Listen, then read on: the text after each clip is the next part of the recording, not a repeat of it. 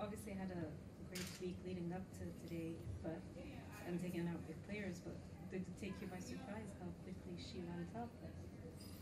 I think I mean, she has a great team at IMG, and that she has worked really hard. The first week, she had a really tough match in Brisbane against Kvitova. She was right there to win it, which gave her a lot of confidence, and we put in the work the rest of the week prior heading to Sydney. She won some matches there. So I think her confidence has been growing. Obviously, escaping the Gerges match obviously gave her a ton of confidence. And again, we've just kind of had the kind of mentality of getting better a little bit every day and just taking it point by point. And, she's done a great job, and, it's great to see her playing good tennis right now. So. What goes through your mind in a match like today?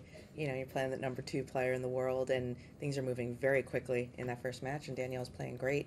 What's it like being in your seat at that moment? Yeah, you just hope it keeps going the right way. You knew after that first set, Danielle played, pretty flawless, and I think took Angie really by surprise, and maybe she started out a little bit slow. But Danielle didn't let off the gas, and you knew kind of after the first set that she was going to come out and make that second push. And she did, and Danielle handled it really, really well. Showed great composure, but also didn't back down. I think she lost the first game of the second set, but she showed, she was a little fiery at Angie, but I think that allowed her to say, you know what, I'm still here and I'm going to fight this through, and which I think didn't make it easy for Angie to kind of to get out of it, and Danielle just kept going. But yeah, in situations like that, you're like, I hope this keeps going for sure. Can you tell us a bit about what she's like to work with? Is she a hard worker, fast learner? She's an extremely hard worker. She's very tenacious, feisty. I think she's a very good communicator, which obviously makes it easier as a coach. She'll tell you what she's thinking. Sometimes it's, it is the way it is. It is the way it is. But I mean, again, it's a privilege and a pleasure to work with her, and so hopefully it's something that continues to keep getting better. She talked in her press conference about the options she has in her game. She can attack like today, but defend and move and all of that stuff. As a coach, what do you want from her? What do you want from her game? I think sometimes it depends a little bit on the opponent that she's playing, but I think she's most comfortable playing offensive tennis, controlling the baseline, really stepping in, taking as much time as she can, and she did a great job of that today. I think her mentality and just her as a person, she's aggressive. So I think you want to let her be herself and let instincts take over and allow her to play as free as possible. What is it about Danielle that gives her such self-belief? She sort of seems totally unfazed by the big stage. Yeah, she loves it. I think she's, I think really she's, maybe she's made for it. I think she really enjoys the moment. And I think she's going to keep, relishing opportunities, and hopefully keeps playing good tennis and continues to play on bigger stages.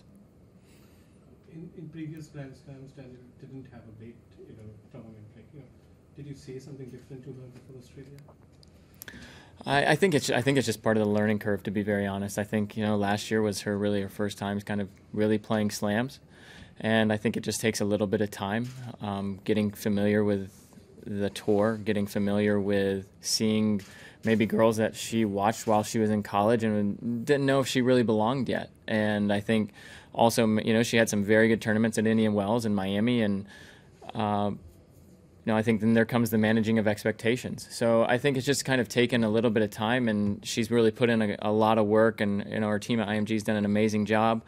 And I think it's just now that self-belief taking over and becoming more comfortable in the environment. And then I really think that playing Kvitova first match of the year, and really, maybe she should have won that one, but came very, very close, really gave her a lot of confidence and self-belief that, hey, I belong. And, we just tell her, hey, I mean, these girls put the shoes on the same way you do. So you just got to go out there and believe in yourself. When you're sitting there courtside and she's playing a match and things are not going well for her, what do you see, like, in terms of why things are unraveling typically? Is it that her focus has wavered, that she's Is it X's and O's? Like, what are kind of the telltale signs for you? I think when she starts kind of getting out of the process of focusing on how she's trying to win points and more focused on winning and losing points. I think that goes for a lot of players. Focused on how she gets a little bit emotional and kind of gets away from figuring out ways to win or ways to kind of stay in the match, and more thinking about, I can't believe I'm playing so bad, or this, whatever going through her head. But I think really just getting her to be as process oriented out there and stay as even keel in the negative times, but also having, using that firiness in her to when she's playing well, I think is huge. What's if I could ask a broader tennis question, what's your take on coaching and whether you think mid-match coaching should be allowed at Grand Slam, should be allowed everywhere? Would you rather if there was no coaching?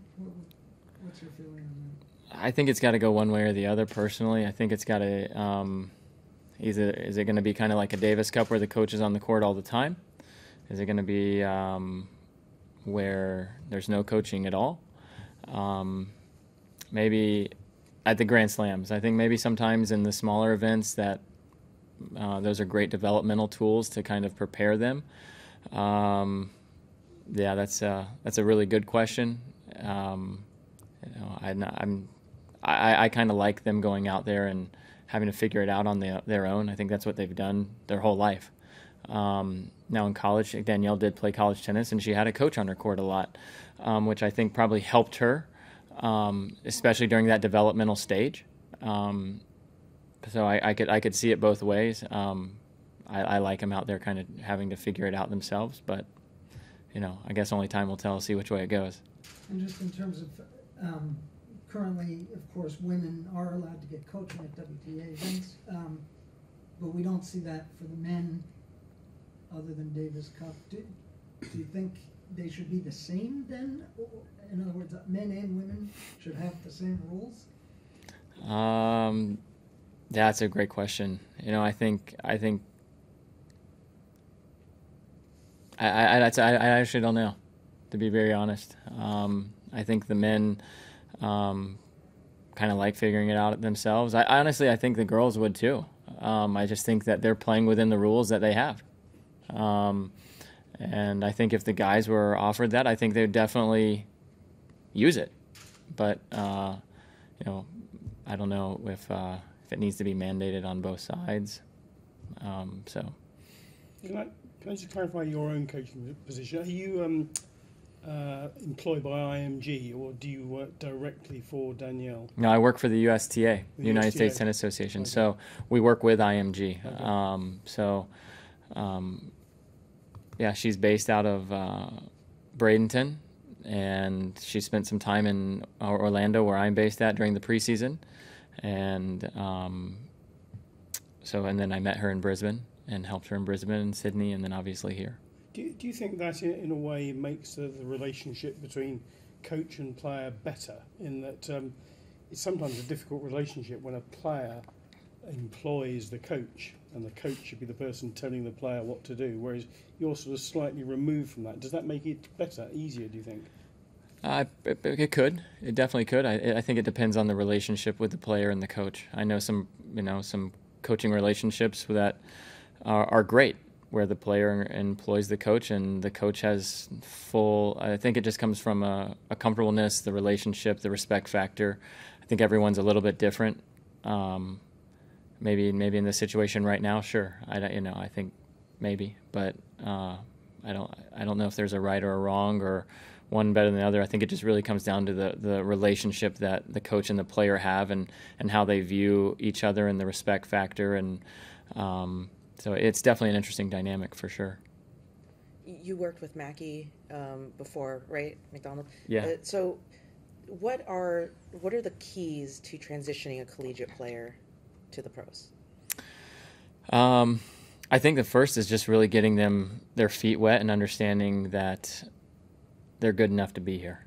And it's the same dimensions of the court. The travel schedule is different. I think the winning and losing is a little bit different. I think that they maybe coming from college. Danielle's a 2-time NCAA champion. Mackie was a NCAA champion, number one in college. Both of them were. So they probably hadn't lost that much in college compared to when they come on tour. So that takes a little bit of time to kind of digest and understand that it's different from week to week. And so I think they just have to mature and understand that a little bit more. But I think that's a big key is really just having them kind of go through it a little bit, and then obviously maturing through the tour. I think that's the biggest thing that I would say that we experienced with Mackie, and really just, I think, always understanding that, hey, you belong. Doesn't matter, everybody's on their own path, whether you played college tennis, you didn't play college tennis, your level's showing that you belong here, and you need to believe that and not worry about anything else. I think that's a really big, how you talk to yourself internally and what you believe, I feel is more than half the battle, because everybody out here can hit the ball, and how you walk on that court and not having the awe factor for anybody is extremely important. So I think those are big keys. Last question. In terms of her personality, she was just saying she's feisty, but she also says she likes to be loud on the court and all of that. Is some of it a show, or is this how she is really? That's how she is. I mean, she's extremely competitive. She wants to win at everything. Whether it's in practice, she's very aware. You missed before me. So she's extremely competitive, and I think that's something that is a massive quality that she has. And it's nothing against another girl on the other side of the net. She just she likes to compete and she likes to fight, and I think it's great. Something that we encourage her to do. Be herself. Don't hide anything. Go out there, be yourself. And I think that's something that she's really embracing and being very comfortable with. Sorry, can I just ask one? Do you are you ever amused by it? Only because in tennis, I mean, at this level, the way that she is rare. Sure. Right? There's not a lot of, everybody's just kind of isolated, doing their own thing on two opposite sides of the Sure. court. So I don't know. I mean, I get a kick out of it, but it brings a smile to my face sometimes. I mean, it's kind of like, it's great. Yeah. No, I love it that she's fired up, and it definitely brings kind of. I kind of look like on the other side of the net sometimes too. I'm like, how did she handle that? And kind of it kind of brings a smile to my face too. But I think it's definitely something. She's fun to watch, and she's a great competitor, and hopefully we can keep the run going. So.